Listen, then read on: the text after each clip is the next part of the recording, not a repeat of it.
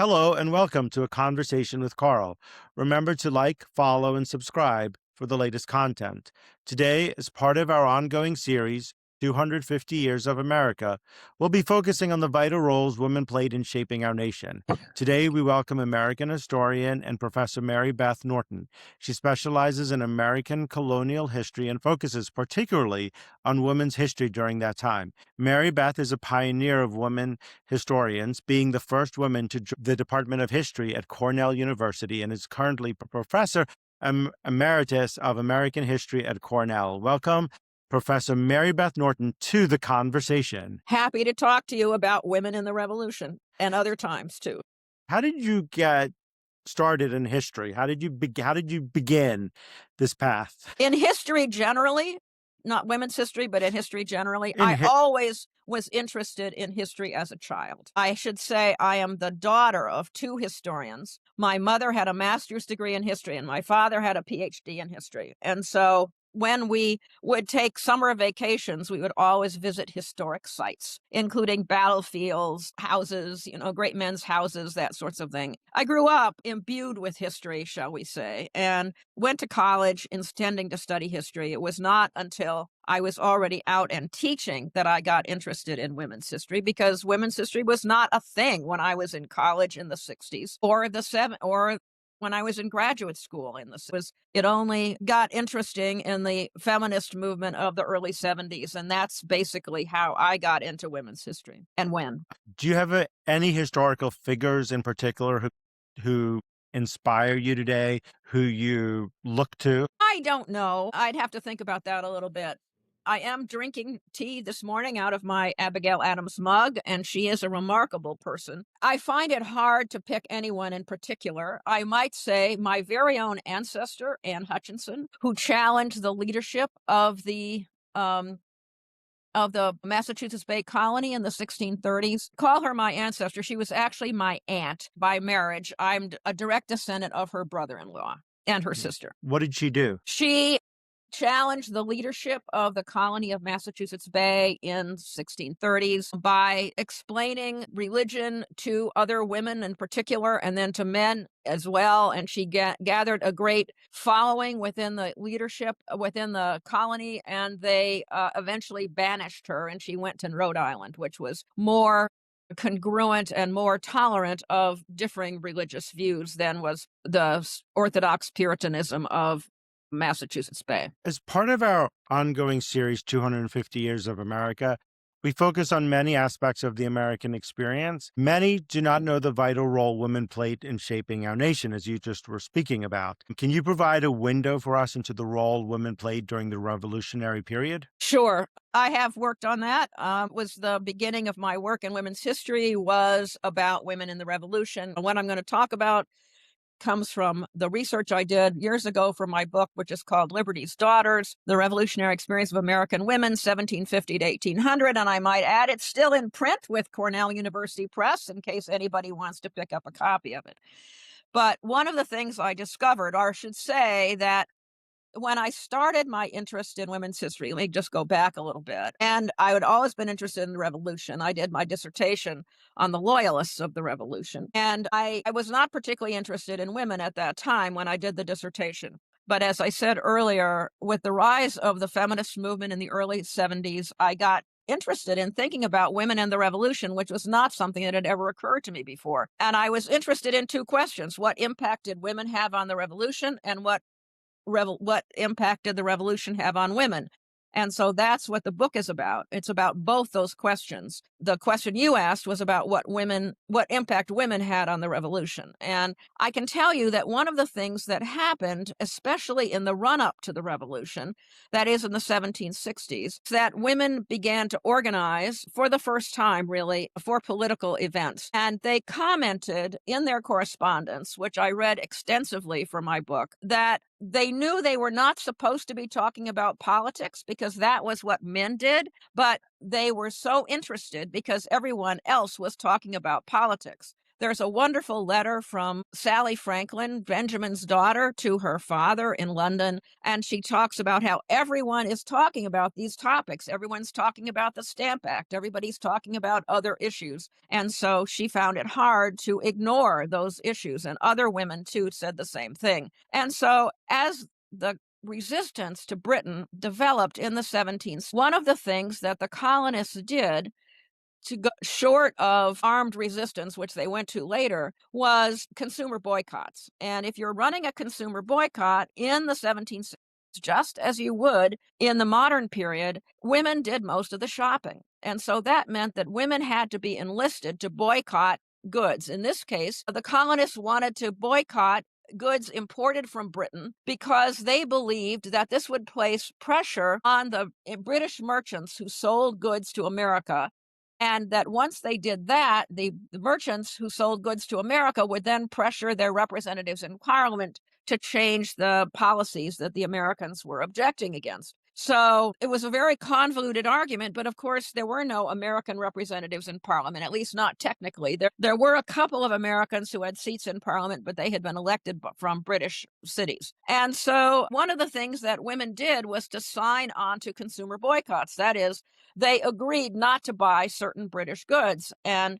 in particular, they agreed not to buy British textiles, because textiles was one of the major things that Americans bought from the British. And so one of the things they did was to set up groups that did symbolic meetings, and they are symbolic because they didn't do that much physically, but to set up meetings where the women from a town would gather and they would spin together. They would bring their spinning wheels. They couldn't bring their looms. The looms were too big.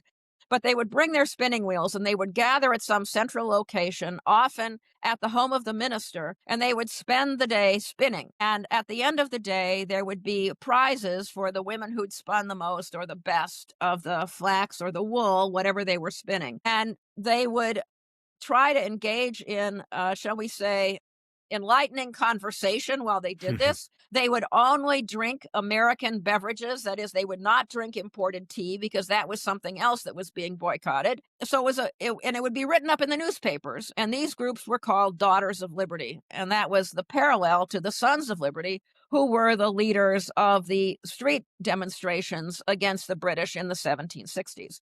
So one of the things I investigated in my book was these groups and how often they met and how they were publicized, because a lot of it had to do with them being seen as publicized opponents of British policy and therefore promoting to others. That is, newspaper editors would promote this to others. How much women actually did is not clear. How much new cloth they actually made is not clear. Were they Yes. getting positive reinforcement in the press, or was it a very negative feeling Yeah, about these good women taking question. on? Good question. They got both. They were mocked by some people. In one particular, there's a young man who was a student at Harvard who has been identified subsequently, who mocked them and made fun of what they were doing. But others, especially the other newspaper editors who publicized the accounts, praised them and praised their patriotism and said how important they were. But yes, they were mocked. And one of the things I was most interested in was a letter to the newspapers in Boston from 3 Boston women who used pseudonyms. I have no idea who they actually were, who wrote and said and took a very firm stance against these men who were mocking them in the press, and who said, basically, we match our patriotism against any men. And this was in 1769. It was a very interesting and forthright letter from a group of women saying, we have the right to do this. I wish I could think of the exact phrase, but it's quite wonderful. It's something like, we glory in our commitment to the cause. That's not quite it, but you get the idea. It's a way to begin to get into the conversation, and it's a way to push your way to ask for a seat at the table. Yes, exactly. So they did want a seat at the table. And then subsequently, when the tea boycotts became even more important in the 1770s, after the Tea Act, which was adopted by Parliament and which led to ultimately the Boston Tea Party because people were objecting to it, people think that the Tea Act was about increasing taxes on Americans. It wasn't. It was actually about lowering taxes on Americans. The whole argument of the old Tea Party movement from the 20th century, saying that what the Americans were doing when they were throwing tea in the harbor in Boston was protesting higher taxes. No, they were protesting lower taxes. Why was that the case? Because they had been buying smuggled tea. There was smuggled tea that came through the Dutch West Indies.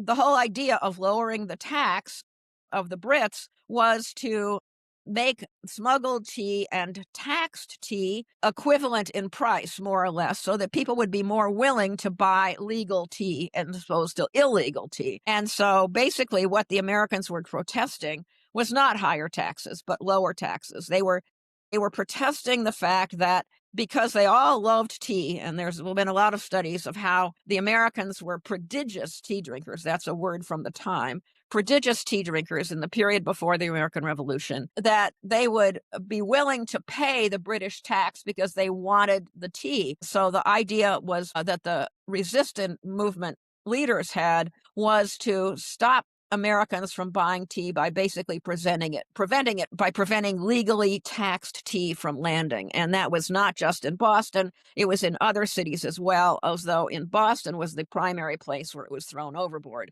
In other places, it was confiscated or the ships were turned around and not allowed to land. So let's move forward to Seneca Falls. That's really a long ways. That's a long ways, but we'll go to Seneca Falls because Seneca Falls is a small town located in upstate New York, Not far from Ithaca, where I live. not far, correct, and it is considered to be where the women's rights movement got its start. Can you give us some insight into the importance of Seneca Falls for the women's rights movement in Sure. America?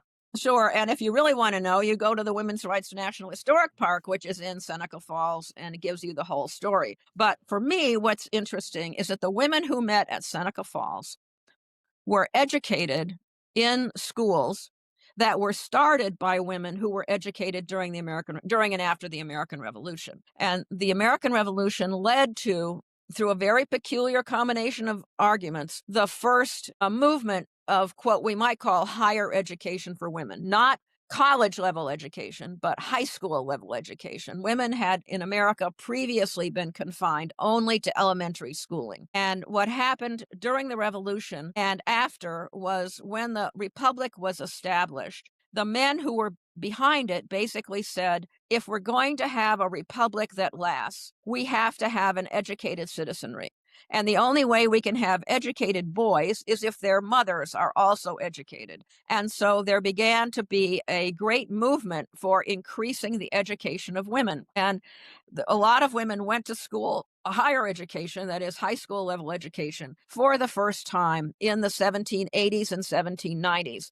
Those women then went on to found colleges and schools of their own, and the women who met at Seneca Falls were educated at those institutions.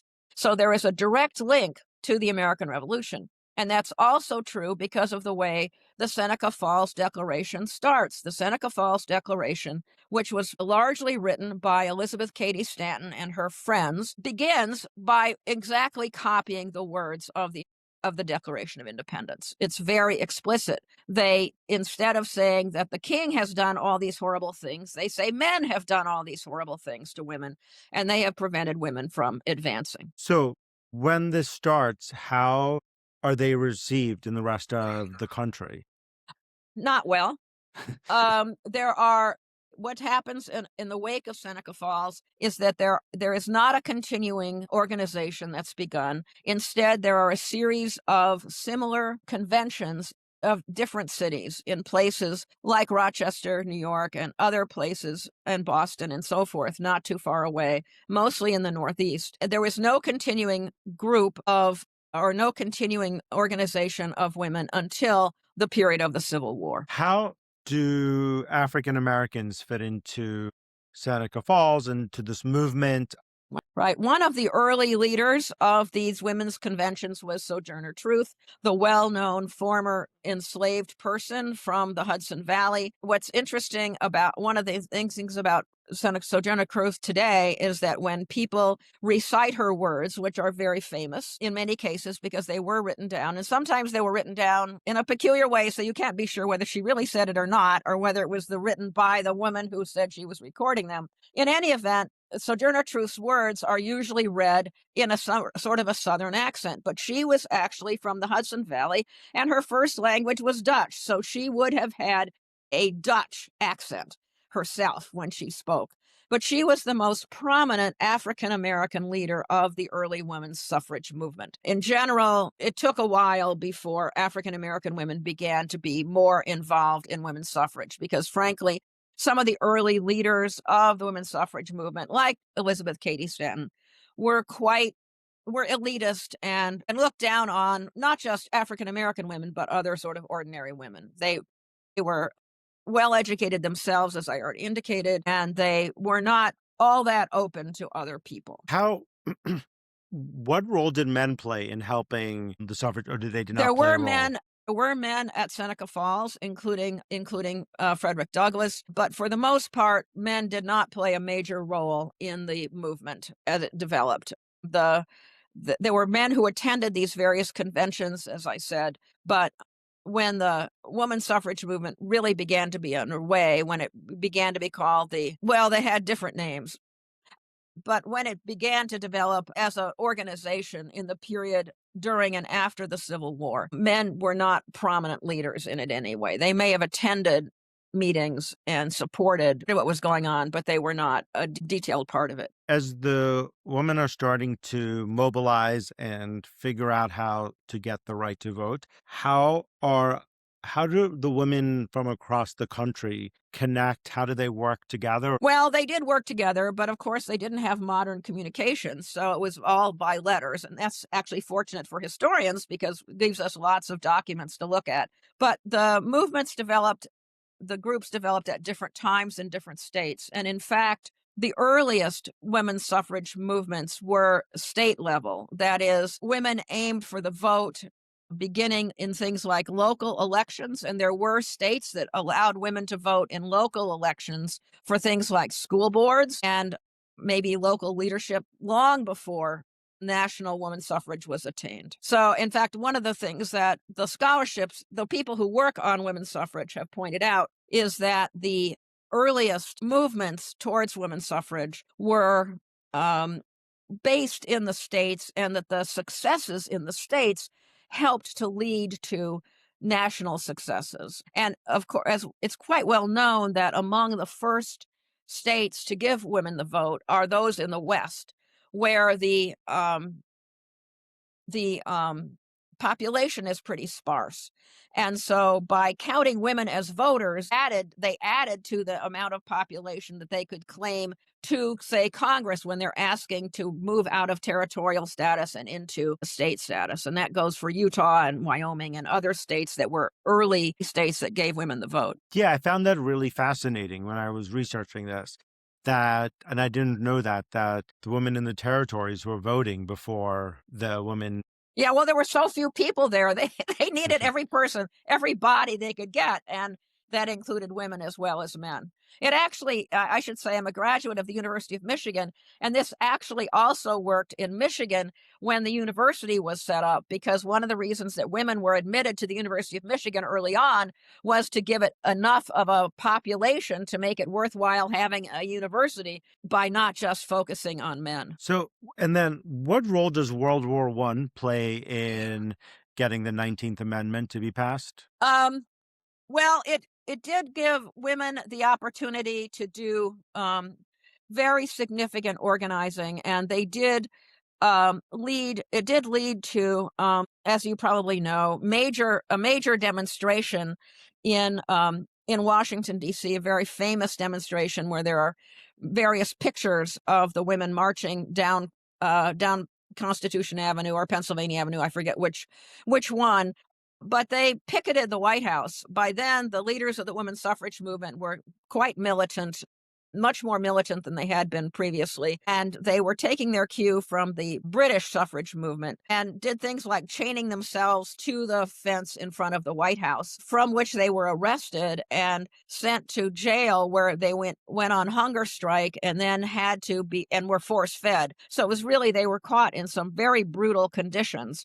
And in the 1916 election, threatened, I mean, nominally Woodrow Wilson supported them, but they threatened to they threatened Wilson and so forth, and were able to they were able to win the vote by very radical tactics. There's no other way to describe it. I guess you need radical tactics to make a big change. They did it, and I have to say that there's been a lot of scholarship on this, on the movement itself, and that's pointed out that before women began to focus almost exclusively on the vote, the movement was actually much broader. It had all kinds of elements, like demands for example, changing divorce laws, changing child custody laws in the states, and so forth.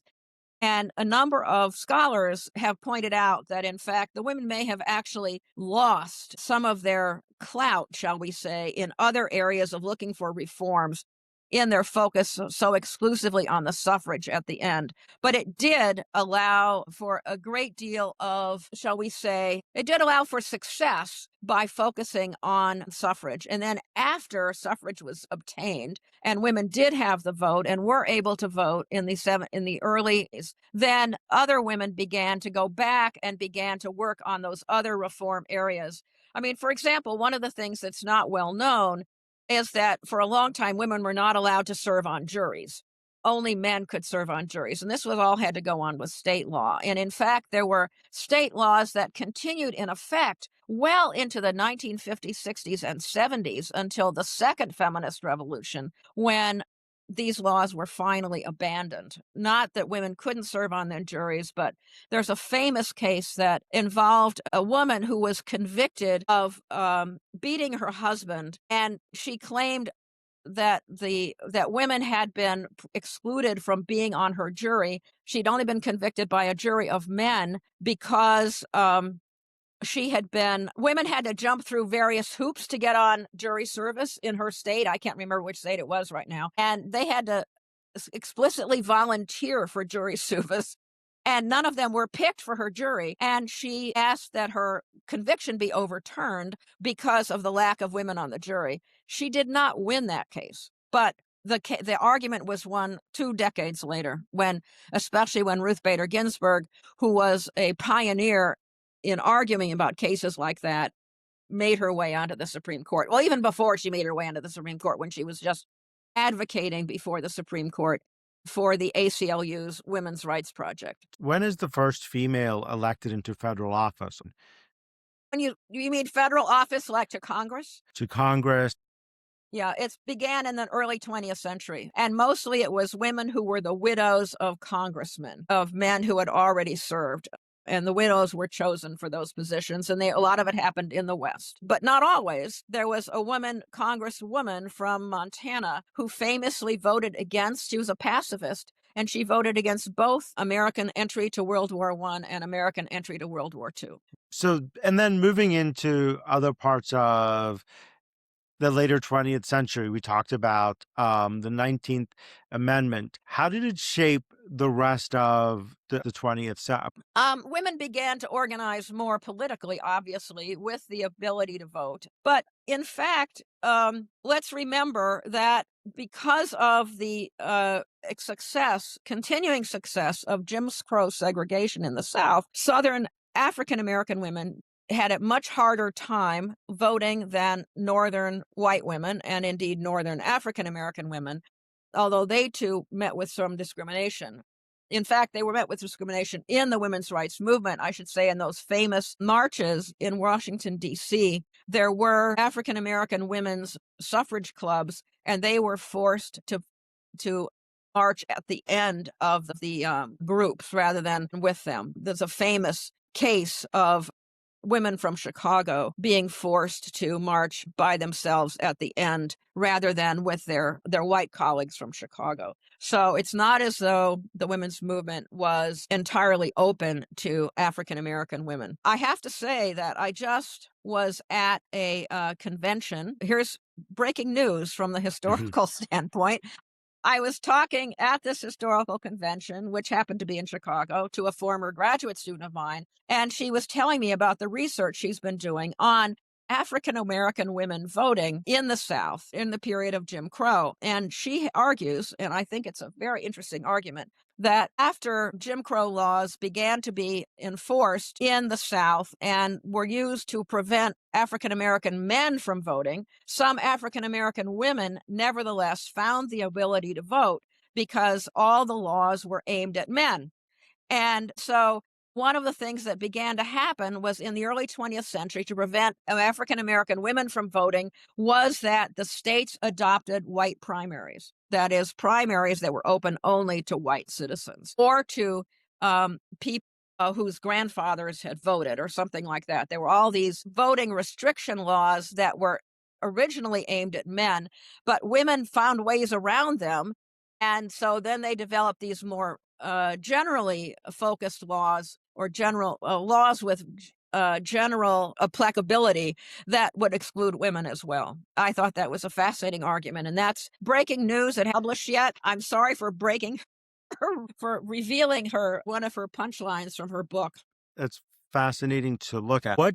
As we start to wrap up here, and you go back in history, and I know that funding for universities have been cut in the history Right. departments. What do you think needs to happen, or how do you think we need to make sure that that history is able to be studied? It's very hard. It's very hard. I mean, and I have to say that historians, the American Historical Association, which was the convention I was just at, the American Historical Association and the Organization of American Historians, which are two different groups. The American Historical Association is historians who teach any subject. The Organization of American Historians are people who teach American history. Both groups are working very hard to ensure continued funding and to strike back against states and universities that are attempting to restrict the teaching of the history of women under the guise of it's discriminatory in some way. But in fact, it's not, because women are, after all, half the population, and you can't exclude half the population and still have a good story of history. You need everybody. You need You need everyone's everybody, version. exactly. Yes. You need white and black and Latino and all other groups, and you need half the population, which is women. So, as we wrap up, is there anything else that I forgot? We discussed 250 years in a very short time. We went through it very fast. We went through it fast. I know we did. Is there anything else that you want to mention before we wrap up? No, I guess not, except I will say this. My aunt, who was long dead, was so proud that she was among the women who voted for the first time when women were allowed to vote. And she was living in the state of Illinois at the time. And she was very proud that she had voted with the first group of women to be able to vote in a national election. I mean, it's extraordinary because I take voting very seriously. I think I voted in every election, Yeah, local and national, because I think it is very important because there are a lot of yeah, people who don't have a seat at the table. And I right. vote for all to make sure that everybody gets a seat. Yeah. I'm with you. I vote almost every year. Sometimes I'm out of town when there are local elections here in Ithaca, but otherwise than that, I always vote. Mary Beth Norton, thank you so much for joining me today. It was a pleasure. I learned a lot. For everyone else out there, thank you so much for joining me today. Thanks, Carl. Nice to talk to you.